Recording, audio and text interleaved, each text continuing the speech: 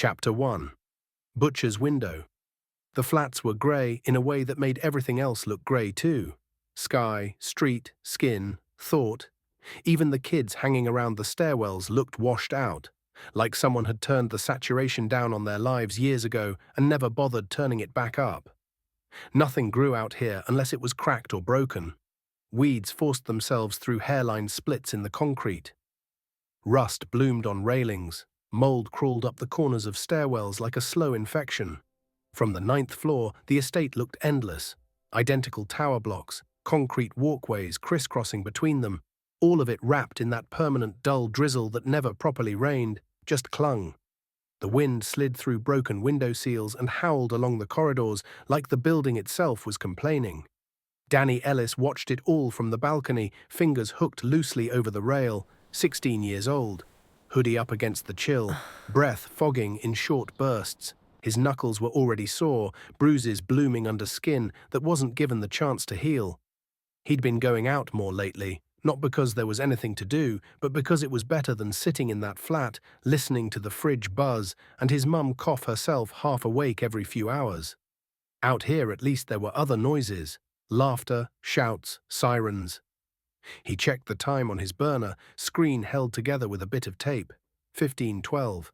The lads would be near the precinct shops by now. He pushed himself off the rail and headed for the stairs.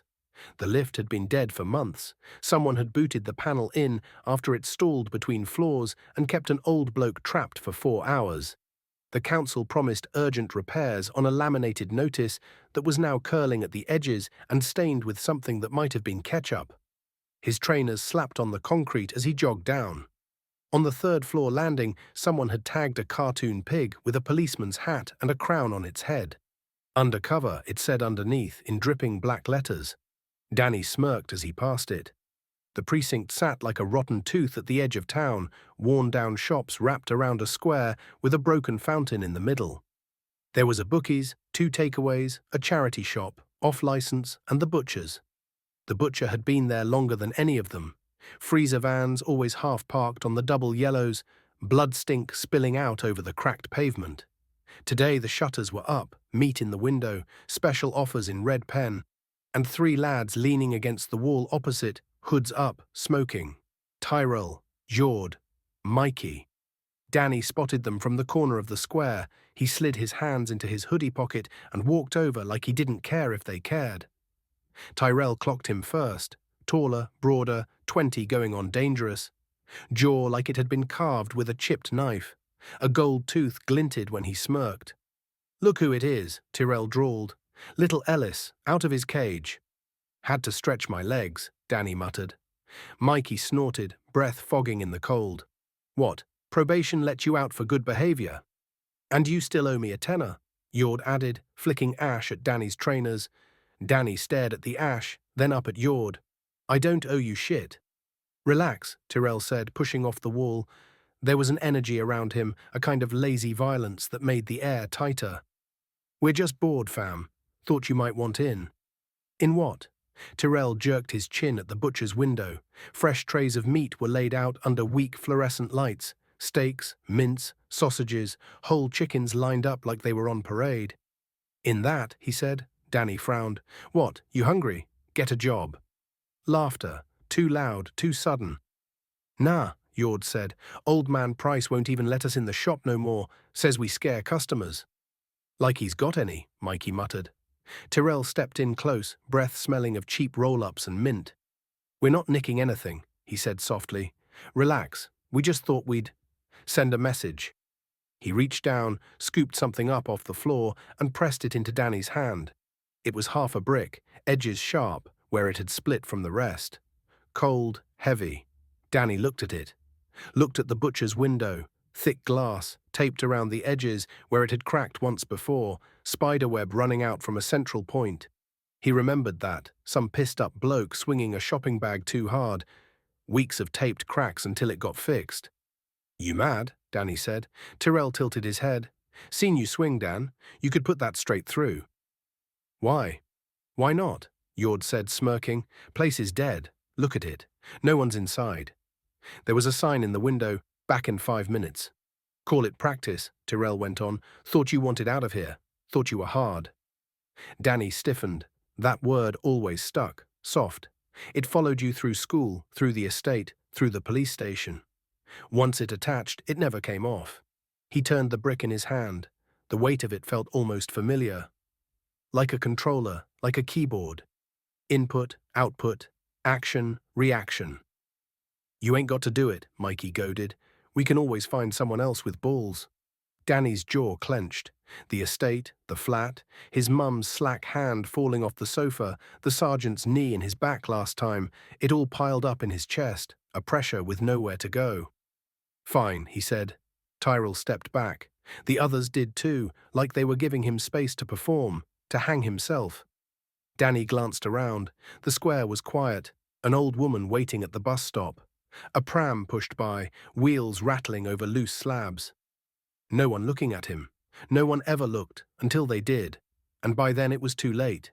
He took a breath, swung the brick back, and hurled it at the butcher's window.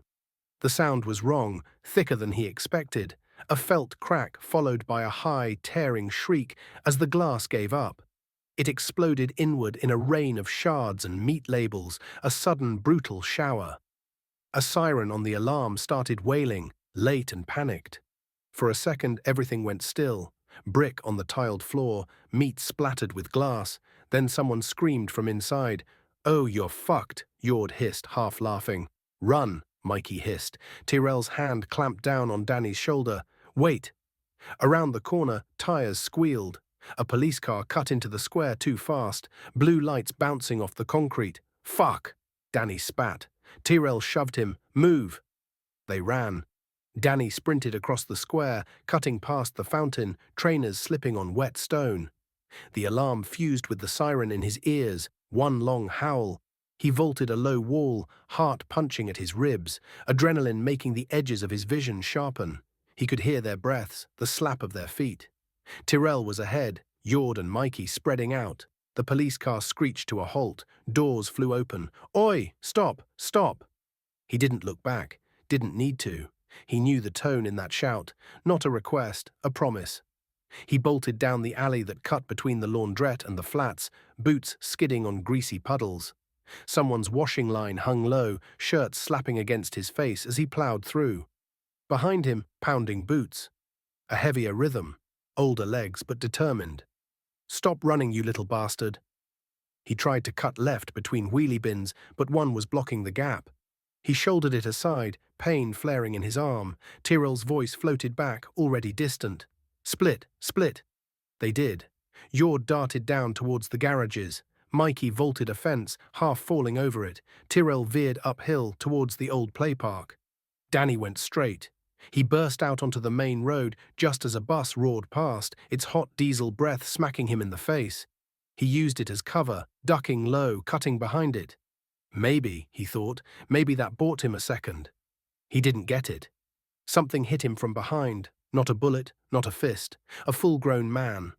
Arms around his chest, momentum knocking the air right out of him. They went down together. His cheek met tarmac, hard, pain detonated behind his eye, stars bursting in his head. Then weight, heavy, brutal, slammed between his shoulder blades, a knee. "Got you, you little shit," a voice grunted above him.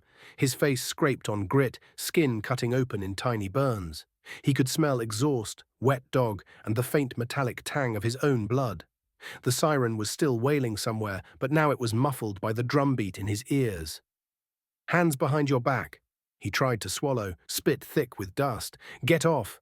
The knee pressed harder, grinding his ribs into the road. "I said hands behind your back." He couldn't move them, not the way the copper wanted. One wrist was trapped under his chest, the other pinned under the officer's weight. "I can't," he wheezed. The knee shifted, just enough for him to drag his arm out. Cold metal bit his wrist, then the other. Cuffs ratcheting tight. People walked past. They always did.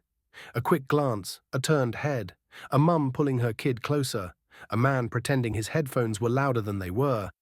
The officer, sergeant, judging by the weight of authority in his voice, dug his knee in one last time for emphasis, then hauled Danny upright by the collar.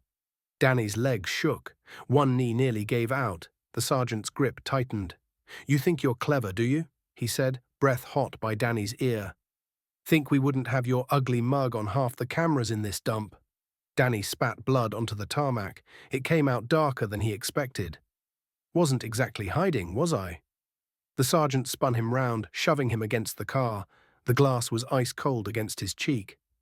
"You can add that to your list," the man said. "Resisting, obstructing, criminal damage. We'll see what else sticks." Danny stared at his own reflection in the car window, pale, hair matted to his forehead, lips split, eyes too bright. He thought of the butcher's window, the spiderweb crack, the alarm screaming. The estate always reflected you back wrong. This time it had caught him perfectly. The station interview room was smaller than it looked on TV. The table took up most of the space, bolted to the floor. 2 chairs on one side, one on the other. A camera squatting like a black insect in the corner of the ceiling. Danny sat on the single chair, cuffs removed but wrists still aching, thumb worrying at the raw line where the metal had bitten into his skin. The sergeant who'd pinned him, badge reading Sergeant Morgan, flicked through a file with the bored, practiced air of someone who'd done this too many times to be shocked by anything. A younger officer, PC Rowe, hovered by the door like she wanted to be anywhere else. "You know why you're here," Morgan said without looking up. "'Cause you like my company," Danny muttered. Rowe's mouth twitched, then flattened again. Morgan finally raised his eyes. They were a flat, weary blue, ringed by broken veins. "Butcher's window, criminal damage, endangering the public." "There was no one there," Danny said. "Sign said, back in 5 minutes." "Doesn't matter," Morgan said. Could have been a kid. Could have been anyone. You don't get points for lucky timing." He flipped a page. There was more paper in the file than Danny remembered from last time. Each sheet was another version of him, printed and flattened and filed away. "Third time in 2 years," Morgan said. "Assault. Flip. Theft. Flip. Trespass. Flip. Possession." He paused. "We both know it wasn't yours, but it's still on paper." Danny stared at the table. The surface had been scratched by 100 pens, 1,000 agitated fingernails, names carved in, curses, half-hearts. He found a groove with his fingertip and dug in. "You bored, Ellis?" Morgan asked. "Bit," Danny said. "We doing the greatest hits, or—" The sergeant leaned back, chair creaking. "You think this is a joke? You're 16. Keep going like this. Next time it's not your mum signing you out, mate. It'll be a court officer." The words hung there, familiar. This wasn't the first time he'd heard something like that. Teachers had said similar all those years ago, when there was still some faint hope he'd be redirected. He wasn't in the room for a minute. He was 10 again, sat in a cramped office that smelled of stale coffee and photocopier ink. A maths teacher, Mr. Ahmed, had stood holding a printed sheet of paper like it was evidence in a trial. The head of IT hovered behind him, red in the face. "Daniel," Mr. Ahmed had said slowly, like he was trying not to spook a wild animal. "Do you understand how serious this is?" Danny had shrugged, legs swinging under the chair. "You bypassed the school network protections," the IT guy blurted, unable to hold it in. "You wiped all your detentions from the system, all of them." "It was just a test," Danny had said. "Wanted to see if I could." Mr. Ahmed had almost smiled, then caught himself. "You did this for fun." Danny had nodded. There'd been a pause, papers shuffled. The head teacher called him gifted, then disruptive. Then, within 2 years, when he stopped turning up except to cause trouble, the word changed again. "Some kids are just a lost cause," he'd overheard in the staff corridor. He wasn't meant to hear it. He heard it anyway. Back in the interview room, Sergeant Morgan snapped the file shut. The sharp sound dragged Danny back to the present. "You always end up here, Ellis," Morgan said.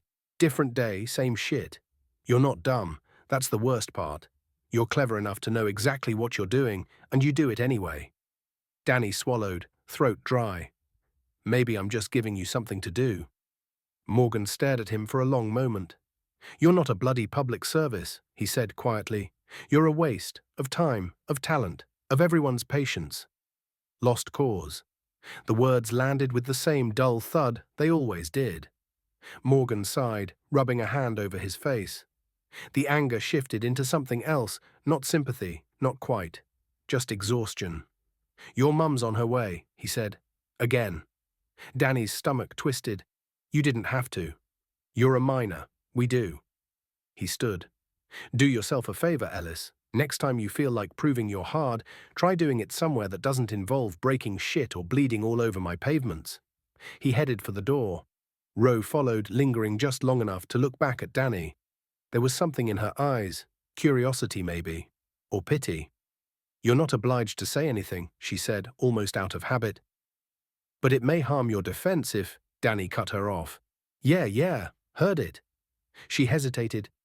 You're not stupid, she said lower. Maybe just stop proving it to people who don't care. Then she was gone too. The room hummed with the overhead strip light. Danny leaned back in his chair and stared up at the camera. Its little red recording light blinked steadily, watching him. He stared right back until his eyes watered. They didn't keep him long. They never did, not yet. Forms were signed, voices raised. His mum turned up late, eyes bloodshot, wearing yesterday's makeup and anger like a coat. She shouted at the desk sergeant, at Danny, at no one in particular. Always the bloody police station, she slurred. Never college, never work, just here. Like it's a second home. Danny tuned most of it out. He'd heard this script before. On the walk out, she kept pace for half a street, then veered off towards the bus stop without saying a proper goodbye. This time he didn't follow. Rain had started again, a half-hearted drizzle that soaked into his hoodie and made the world look even more washed out. The town centre blurred into wet light. Shop fronts, traffic signals, reflections puddled on the road. He walked, past the butcher's, now boarded up with police tape sagging in front of it. Bits of glass still glittered in the gutter, catching the dull light. A smear of old blood or meat or both stained the tiles inside. He looked once, then looked away. Past the off-license where his mum bought vodka on discount days. Past the bus stop where kids in school uniforms laughed too loudly, eyes flicking away when they saw him.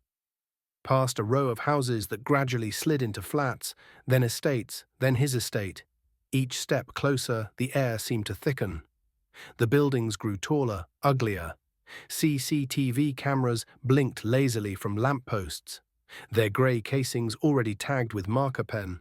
He cut across the patch of grass that wasn't grass anymore, just mud and dog shit. The playground swings had had their chains taken away after someone wrapped one round another kid's neck. All that remained was the rusted frame, creaking when the wind blew. From here he could see his tower.